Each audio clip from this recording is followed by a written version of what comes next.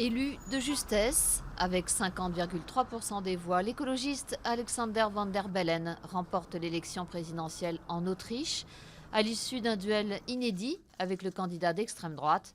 Alexander Van der Bellen a 72 ans et il est le seul président écologiste en Europe.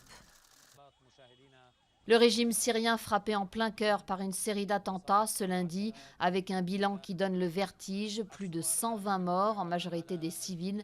Plusieurs voitures piégées ont explosé simultanément à Tartous et Jablé, deux villes sous contrôle du régime. L'État islamique a revendiqué ces attaques.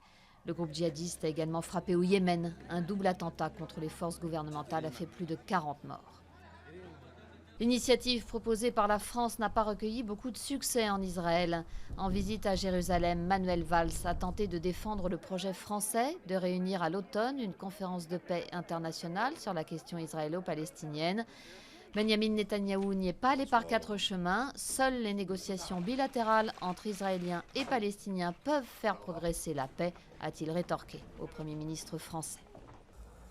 La France qui s'enlise dans le conflit social.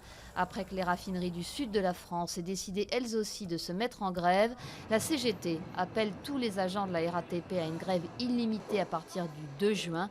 La CGT est le premier syndicat de la RATP. Objectif, la réouverture des négociations salariales annuelles et le retrait du projet de loi travail.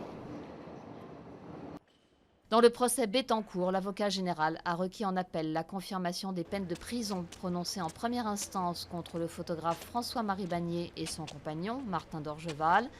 François-Marie Bagné, l'ancien confident de la richissime héritière de L'Oréal, avait été condamné à 3 ans de prison, dont 6 mois avec sursis et 350 000 € d'amende pour abus de faiblesse au détriment de Liliane Bettencourt.